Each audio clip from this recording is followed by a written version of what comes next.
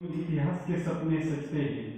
विश्व गगन में अगणित स्वर्णिम इतिहास के सपने जगते हैं और आज भी भारत के युवा कोटी कोटी नयनों में भारत की महासत्ता के सपने देखते हैं आणि अशाच या कोटी कोटी नयनांद्वारे आपला भारत महासत्ता होईल, भारत यशस्वी होईल, एक विकसित देशातून आपण एक विकसित देश होऊ अशी स्वप्न बघत बसणारे माझे स्पर्धक मित्र आणि न्यायमूर्ती परीक्षक यांच्यासमोर मी चैतन्य पोपट Maharaj Dattakala college of pharmacy Bhigwan येथून प्रस्तावाच्या विरुद्ध बाजूने बोलण्यासाठी उभा आहे। मित्रांनो, मनोगताची सुरुवात एका सुंदरशा गोष्टीपासून करू तर एका वर्गाचे सर्व मुलं एक अर्ज करतात आणि तो अर्ज घेऊन त्यांच्या वर्ग शिक्षकाकडे जातात आणि त्यांना म्हणतात की सर, गुरुजी, आम्ही एक अर्ज घेऊन आलोय, हा पहा। गुरुजी शांतपणे तो अर्ज वाचतात आणि विद्यार्थ्यांकडे बघतात आणि विचारतात, अरे हे काय आणले तुम्ही? त्या अर्जामध्ये त्यांनी असा अर्ज केलेला असतो की सर, मी एका वर्गात शिकतो, मी एका इयत्तेत शिकतो, तर एक इयत्ता एक परीक्षा, एक वर्ग एक परीक्षा अशी योजना, अशी सिस्टीम आपण आपल्या शाळेत चालू करूया। शिक्षक थोडे हसतात आणि अनुत्तरित होतात। शिक्षक अनुत्तरित होतात, प्रश्न निरुत्तरित राहतो आणि त्या प्रश्नाला वाचा फोडण्यासाठी मी इथे आपल्या समोर उपस्थित राहतो प्रस्तावाच्या विरुद्ध बाजूने बोलण्यासाठी की एक देश एक निवडणूक होऊ नये। एक देश एक निवडणूक हा विषय, हा निर्णय देशासाठी घातक आहे। तो कसा, याच्यासाठी आपण अनेक बाबी बघूया। मित्रांनो, आपल्या भारताचे पंतप्रधान माननीय श्री अटल बिहारी वाजपेयी यांनी म्हटलेलं आहे कि सत्ता आएगी जाएगी, पार्टियां बनेगी बिगड़ेगी, लेकिन ये देश रहना चाहिए, इस देश का लोकतंत्र जीवित रहना चाहिए।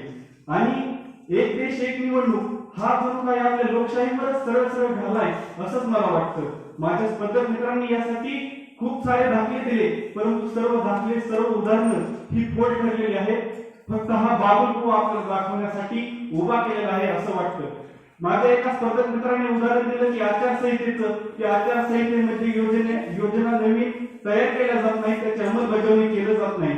परंतु माझ्या त्या सुज्ञ परीक्षक मित्राला, सुज्ञ स्पर्धकाला एवढंच सांगायचंय की बाबा रे, आचारसंहितेचा असा नियम आहे की फक्त नवीन योजना तुम्ही तयार करू शकत नाही, परंतु ज्या योजना आहेत त्या योजनेची अंमलबजावणी थांबवली जात नाही। त्या योजना अंमलात आणल्या जातात, त्याच्यावर काम केलं जातं, हा तो विसरून जातो। मित्रांनो, भारत हा देश फक्त एक देश नाही, फक्त एक जमिनीचा तुकडा नाही, तर यामध्ये अनेक सांस्कृतिक, राजकीय, धार्मिक विविधतेने नटलेला आपला सुंदर असा देश आहे। आज तेथील हिमाचलापासून कन्याकुमारी पर्यंत पसरलेला विस्तीर्ण प्रदेश आणि त्याचा आपल्याला अभिमान असला पाहिजे। आपल्या देशामध्ये एकाच वेळेस अनेक राजकीय मतभेद असले तरी सुद्धा गुण्यागोविंदाने नांदणारे लोक आहेत आणि त्यांचा आपण मान राखला पाहिजे। आणि एक देश एक निवडणुकीने याच गाभ्याला कुठेतरी छेद दिला जातो असं मला वाटतं। मित्रांनो, माझ्या एका स्पर्धक मित्राने उदाहरण दिलं की अनेक फॉरेन कंट्रीमध्ये, अनेक परदेशामध्ये, अनेक पाश्चिमात्य देशांमध्ये एक देश एक निवडणूक पद्धत अंमलात जाते आणि त्यांनी इंग्लंड सारख्या देशाचं उदाहरणही दिलं। परंतु मला त्याला सांगायचंय की इंग्लंड सारखा देश हा आपल्यापेक्षा खूपच क्षेत्रफळाने खूपच छोटा आहे आणि त्याची लोकसंख्या सुद्धा छोटी आहे। परंतु जेव्हा आपण लोकसभेच्या आणि विधानसभेच्या निवडणुकी एकत्र घेऊ तेव्हा काय होईल, तर त्याचे परिणाम हे आपल्यासाठी खूप घातक आहेत। जेव्हा आपला नेता 5 वर्षातून एकदाच प्रचारासाठी येईल, 5 वर्षातून एकदाच मत मागायला येईल, 5 वर्षातून एकदाच जनतेमध्ये येईल, त्याचे आपल्याला काय परिणाम होतील, नंतर तो नेता आपल्यापर्यंत येईल का, हे आपल्याला बघणं गरजेचं आहे। आणि मित्रांनो, जेव्हा विधान परिषद आणि विधानसभा आणि लोकसभेची निवडणूक एकाच वेळी होईल, त्याचे परिणाम काय होतील, तर मित्रांनो, आपण जेव्हा बघितलं जातं की ग्रामपंचायतीमध्ये आपल्याला विविध 1-2 मतं करायची असतात, तेव्हा आपल्याला बाद मतदान होतं खूप साऱ्या लोकांचं। आज आपला देश सुशिक्षित झाला असला तरी सुद्धा एक आताच उदाहरण सांगतो की आताच नाशिक पदवीधर मतदारसंघाची निवडणूक झाली। त्या मतदारसंघामध्ये एकापेक्षा जास्त व्यक्तींना निवडून द्यायचं होतं, मतदान द्यायचं होतं, परंतु त्यावेळेस झालं काय, आता हा मतदारसंघ हा पदवीधर मतदारसंघ होता, याच्याकडून मतदान बाद होण्याची आपण अपेक्षाच करू शकत नाही। तरी सुद्धा माझ्या स्पर्धक मित्रांना आणि इथं उपस्थित सर्वांना मी एक आकडेवारी सांगतो, ती आकडेवारी ऐकून तुम्हाला आश्चर्य नाही वाटलं तर नवलच। मित्रांनो, या नाशिक पदवीधर मतदारसंघात 1 नाही 2 नाही तर तब्बल 11,772 मतं बाद झालेले। आणि ही मतं बाद कशी झाली, ही मतं बाद कोणाकडून झाल्या, तर पदवीधर व्यक्तींकडून।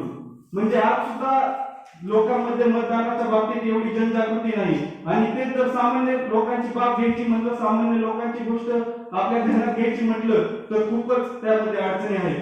मित्रांनो, इंग्लंड सारख्या देशामध्ये एक राज्य एक देश एक निवडणूक आहे, परंतु तिथं जनमताचा कौल हा एक महत्वाचा नियम आहे, एक महत्वाचा कायदा आहे. जेव्हा त्यांनी ब्रेक्झिट करारातून इंग्लंडने माघार घ्यायची का नाही हे सरकार ठरवत होतं, तेव्हा त्या सरकारने जनमताचा कौल या कायद्याचा आधार घेतला होता आणि जनतेला विचारलं होतं की आम्ही असा निर्णय घेतोय की याच्यामधून आम्ही बाहेर पडू की नाही. असा कायदा अद्यापही भारतात अस्तित्वात नाही. 2015ला एका सरकारने, जे की आता केंद्रात सत्तेत आहे, त्या सरकारने एक कायदा आणला होता, जमीन अधिग्रहण कायदा नावाचा. त्या कायद्याला जनतेतून भरपूर विरोध झाला, परंतु आपली लोकशाही अप्रत्यक्ष लोकशाही असल्यामुळे आपण एकदा आमदार एकदा खासदार निवडून दिले की नंतर त्यांनी वरचे म्हणजे मुख्यमंत्री आणि पंतप्रधान निवडून द्यायची अशी व्यवस्था आहे. आणि जनमताचा कायदा नसल्यामुळे या कायद्याचे ड्रॉबॅक लक्षात घेता तो एक कायदा महत्वाचा आहे, तो एक इथं केला पाहिजे. आणि नंतर जर तुम्हाला वाटलं की एक देश एक निवडणूक घ्यावा तर याच्यावर अंमलबजावणी केली पाहिजे. त्याच्यानंतर सर्वात महत्वाचा मुद्दा म्हणजे नोटा. आता सुद्धा आपल्या बॅलेट पेपरवर, आता सुद्धा आपल्या ईव्हीएम मशीनवर जर बघितलं तर नन ऑफ दी अबोव म्हणजेच नोटा या पर्यायाचा वापर केला जात नाही. देशामध्ये 2016ला नोटा या पर्यायाचा वापर ईव्हीएम मध्ये समाविष्ट करण्यात आला होता, परंतु आजपर्यंत देशाचा इतिहास आहे की एकही उमेदवाराला नोटापेक्षा कमी मतं पडलेली नाही, म्हणजे नोटाला एकाही उमेदवारापेक्षा जास्त मते पडलेली नाही. मग खरंच जेवढे उमेदवार पात्र आहेत, जेवढे उमेदवारांना एखाद्या पक्षाने तिकीट दिले ते खरंच योग्य आहेत का हे पण चाचपण्याची आपल्याला गरज आहे. मित्रांनो, त्याच्यानंतर खर्चाची बाब सांगितली. मित्रांनो, जेव्हा आपल्याला एक निवडणूक एक देश एक निवडणूक हा मुद्दा घ्यायचा असतो तेव्हा आपल्याला ईव्हीएम मशीन सुद्धा जास्त लागणार आहे, आणि तो मुद्दा खूप महत्वाचा आहे. जेव्हा खर्चाची बाब लक्षात घ्यायची, खर्चाच्या बाबीवर विचार करायचाच म्हटलं तर 2019ला तब्बल 60,000 कोटी खर्च आलेला आहे, आणि त्याच्यामधला पक्षाकडून झालेला खर्च 50 कोटी आणि सरकारकडून झालेला खर्च फक्त 10,000 कोटी. म्हणजे फक्त 10,000 कोटी वाचवायचे आणि देशाला विघातक खात्यांच्या मध्ये सपोर्ट करायचा असा तर हेतू नाही ना, याच्यावर पण विचार केला जावा. आणि म्हणूनच आपण याकडे डोळे उघडे ठेवून बघितलं पाहिजे. मित्रांनो, ताने बैठा हूं तीर खुद पर, ताने बैठा हूं तीर खुद पर, मैं निशाना भी हूं और शिकार भी हूं. म्हणजेच आपण आता एक धनुष्यबाण घेऊन निशाणा कोणावर बनवतोय तर स्वतःलाच बनवतोय, आणि तो धनुष्यातून बाण सुटायच्या अगोदर या निर्णयाला विरोध करणं महत्वाचं आहे. या निर्णयाचा विरोध केल्यानंतर काय होईल तर लोकशाही वाचेल. आज भारतीय तरुण हा लोकशाहीचा एक प्रमुख स्तंभ आहे.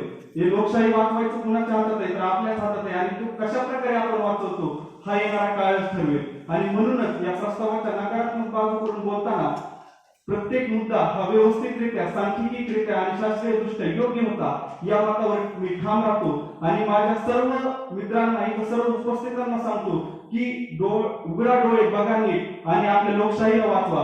कारण उंगली पर लिखी गई शाही सिर्फ शाही नहीं है, ये लोकतंत्र का सम्मान है, भारत की पहचान है और इस देश की पहचान है. एवढं बोलतो आणि प्रस्तावाच्या विरुद्ध बाजूने म्हणजे एक देश एक निवडणूक व्हावी नाही या बाजूने मी ठाम राहतो आणि थांबतो. धन्यवाद.